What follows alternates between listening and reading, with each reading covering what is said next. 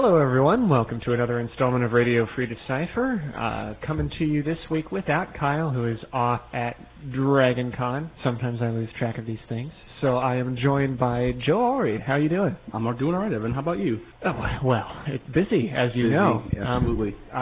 Some of you may not yet know this, but Joe is now my partner in crime for Star Trek CCG design. Indeed. And we'll come back to that in a little bit. But first, I brought you on to talk about the design of Reflections III. That's right. Because I gather that a lot of little snippets of information are starting to sneak out, and then we thought maybe we'd give some more information straight from the source.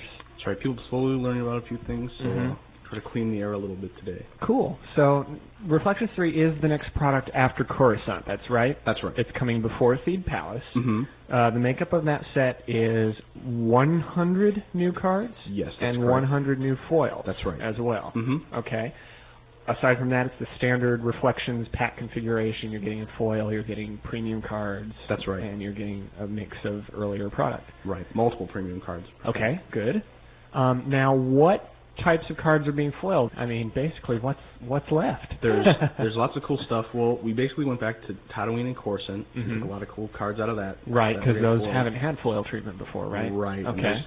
People can look through those images on some of those cards and look really cool if they were foiled. So what we've also done is gone back to sets like Death Star 2 and even all the way back to Premiere, and we've taken random cards that we thought would look really cool foiled and we've gone back and done those. And those cards are they're not like they're powerful cards too. They're not like the weaker cards. That's just because they looked good didn't mean we just foiled them. All right. So they're still, they see play today in today's tournament. So they'll be good for you for that. There are also a few more Japanese cards and such in there, right? Yes, we've foiled some Japanese mains and a few cool interrupts and weapons and things like that. Cool. So that's also bonus. All right. The whole set. Okay. So that's the foils, and then as we said, there are 100 new gameplay cards going in there. That's right. And what some of you may know by now, and some of you may not, is there is a new card type, correct? That's right. They're called? Defensive Shields. Okay. Actually, there's two new card types. Ooh.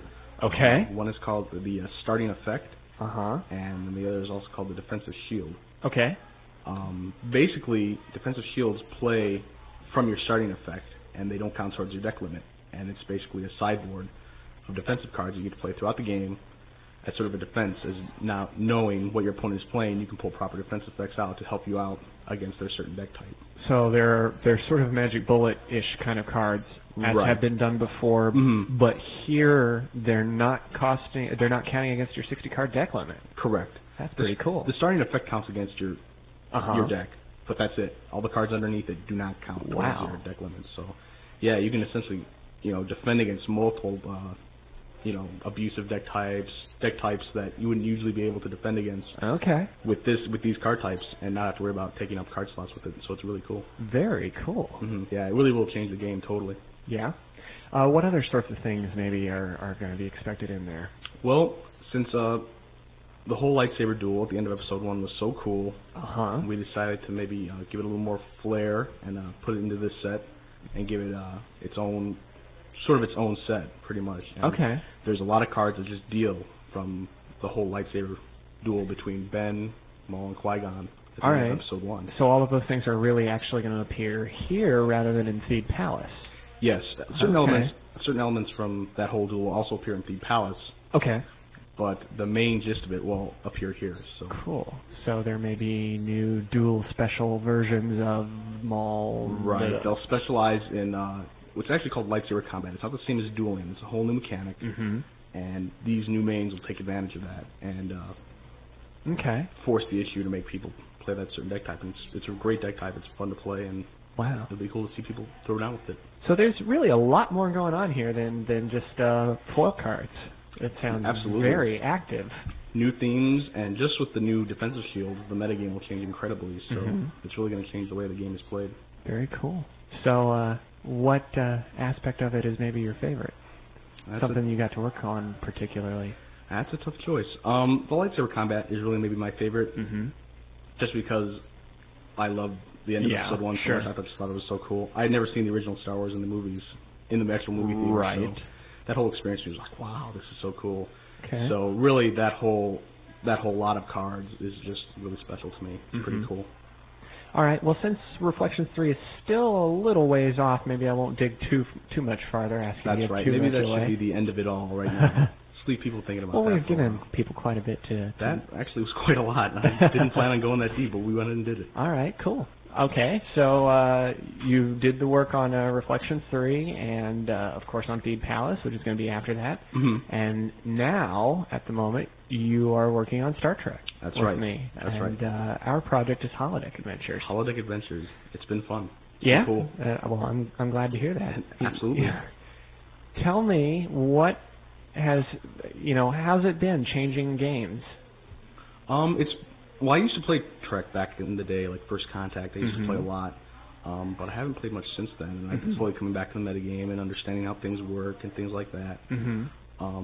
So I've been enjoying, really being reintroduced back into the world of Star Trek, and watching episodes every night, learning stuff.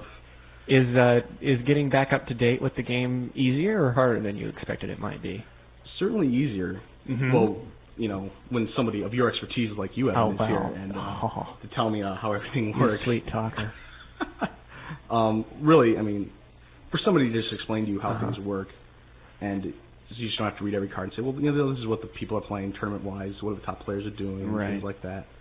It hasn't been as difficult as I thought it was going to be. So. And of course, all the way along, as long as we're playing Mutual Admiration Society here, you've run pretty well at the top of what's going on in the Star Wars metagame. So you've got some instincts about min-maxing and other gamer habits. So right, absolutely. That has probably served you pretty well. Indeed. Now, we've got the board coming next, so I don't want to start teasing too much about Holodeck Adventures, but what would you, maybe a little tidbit we could throw them about what's getting worked on there? Well, I guess we could name a name, if we could. Well, maybe, sure. Dixon Hill is cool. Dixon Hill is cool. All right. He's very cool. All right. That's all I will say. Okay. Well, that's all I'll drag out of you. All right, fair enough. Unless you have something to say. I don't. I was just going to say that Holodeck Adventures is shaping up to be a very different tone of set.